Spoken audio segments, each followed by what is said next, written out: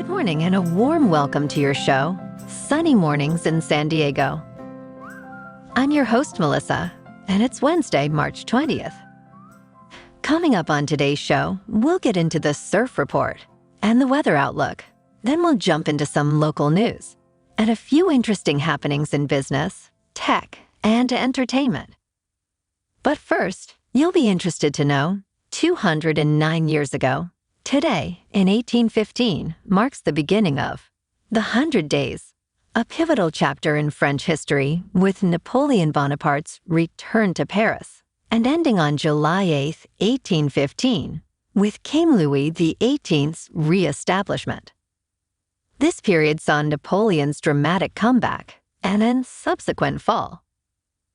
Within less than a year after his abdication and the Bourbon Restoration, Napoleon escaped Elba, landing at Cannes with 1,500 men, and swiftly reclaimed Paris. His attempt to solidify power through constitutional reforms gained him unexpected allies, but a united European front, and led to his defeat at Waterloo. By July, Napoleon abdicated again, leading to his exile to St. Helena, and the Bourbon monarchy was restored once more, with King Louis XVIII's return. So now you know. And now you know what time it is. It's time for the surf report. Starting Wednesday in San Diego, expect knee to waist-high waves, with chest-high sets at select spots, under light to variable wind. Thursday brings similar conditions with a slight increase in south-southwest, swell later in the week, potentially reaching head-high at focal points. Wednesday at Tourmaline and South San Diego, it's looking good and clean at 3+ feet until 11 a.m.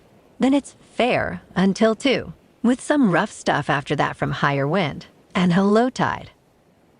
Best time to ride is dawn patrol with a 4.5-foot high tide, when the west-southwest swell is 1.5 feet at 18 seconds, and the southeast wind is 3 miles per hour.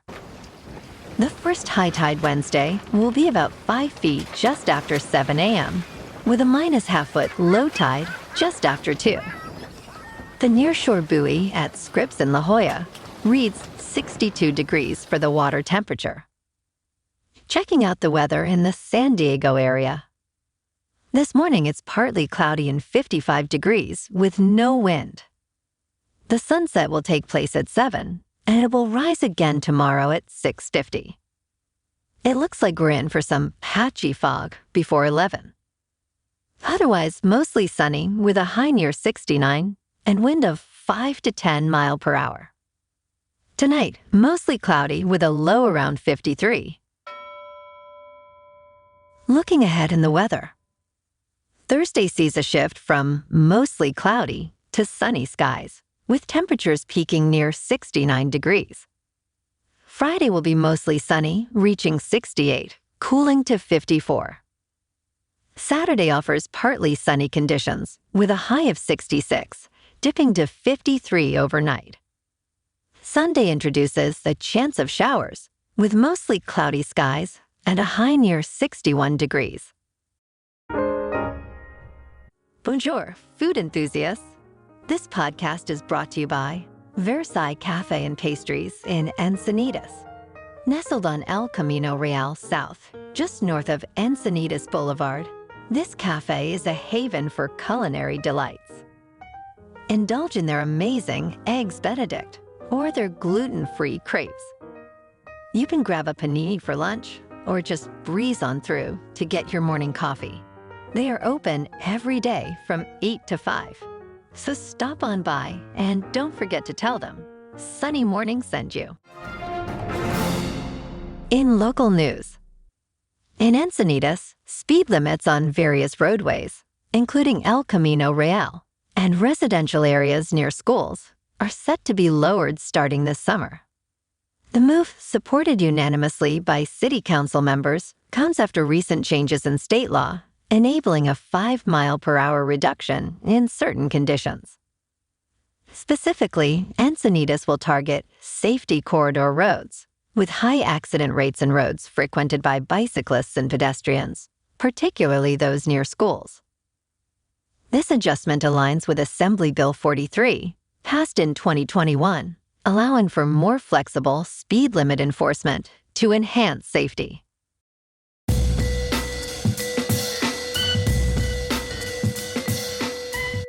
Now on to sports.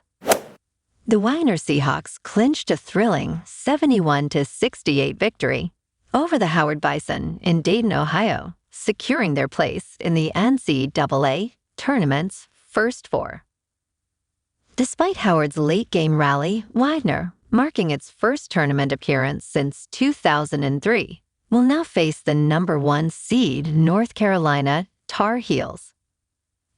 Wagner's junior guard Melvin Council Jr. was the standout player, scoring 21 points.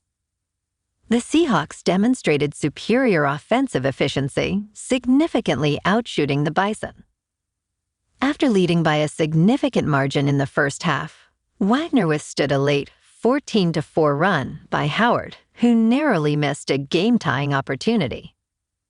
Wagner's journey to the tournament was hard-earned, winning the Northeast Conference Championship against Merrimack. The team under coach Donald Copeland has shown resilience and adaptability, overcoming challenges with a lean roster and limited practice resources, signaling an unpredictable yet hopeful run in the tournament. Last night in national hockey, the Kings at home beat the Blackhawks 6-2. And the Ducks at home got shut out by the Wild 4-0. Tonight in the NBA, the Clippers are on the road in Portland to take on the Trailblazers. In top news, JetBlue Airways is refining its route strategy, pulling out from Bogota, Quito, Lima, and Kansas City to focus on more profitable routes. This decision comes as the airline navigates limited aircraft availability, partly due to necessary inspections by Pratt & Whitney on some planes. As part of its operational adjustments, JetBlue will discontinue 9 routes from Los Angeles and 5 from Fort Lauderdale, not resuming service to Newburgh, New York, which was paused in 2020. These moves aim to improve operational efficiency, minimize delays, and boost profitability, especially after the recent cancellation of a major merger with Spirit Airlines. JetBlue is eyeing significant savings from cost-cutting measures and fleet modernization, despite recent financial losses, and plans to share more about its strategic direction on May 30th.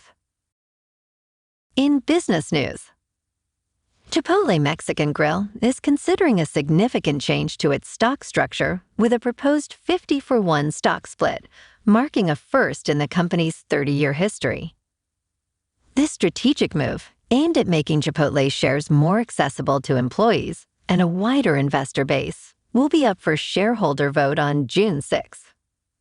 With the company's stock price soaring to $2,797, up 22% since the start of the year, and 74% over the past 12 months, this split could lower the per-share price to around $56, based on recent closing figures. Currently, with about 27 million shares outstanding, approval of the split would mean investors receive 49 additional shares for each share they own, significantly increasing the total share count. The proposed adjustment aims to enhance trading liquidity and broaden ownership if it proceeds as planned, with the post-split shares set to begin trading on June 26th. In crypto movement, Bitcoin is falling to just under $61,000. Ethereum is at $3,100. And Solana is $168. Moving on to a more local vibe. In our community spotlight on health and wellness, we are working with a national Pilates studio to bring you some free classes, so listen up. Check out Club Pilates. With several locations in the San Diego area, Pilates presents a comprehensive wellness approach, cultivating strength, reducing tension, and elevating mental well-being. Scientific research affirms its benefits. So now you can check out Club Pilates for a free class with locations in Encinitas, Solana Beach, Oceanside, La Jolla, and more. Just be sure to tell them Sunny Mornings sent you by. And now, back to the show. Let's talk tech. Microsoft's decision to bring Inflection AI's team into its fold represents a pivotal and innovative maneuver in the AI sector.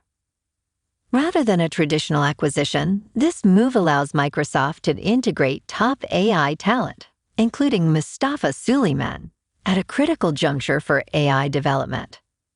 The arrangement, which avoids equity stakes and IP transfers, navigates the complex regulatory environment surrounding tech giants, highlighting a strategic adaptation to antitrust scrutiny.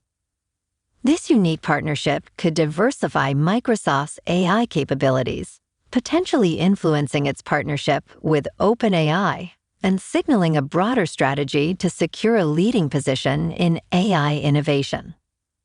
The shift also reflects on the evolving landscape of AI technologies, moving from consumer-focused chatbots to more specialized business applications, illustrating the dynamic nature of AI development and market demands.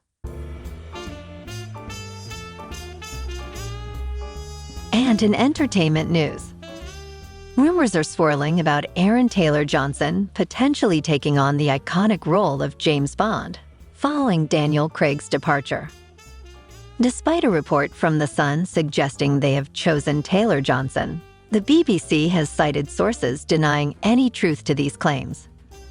The discussion has sparked a mix of excitement and skepticism among fans, especially considering the ongoing debate about the future direction of the Bond character.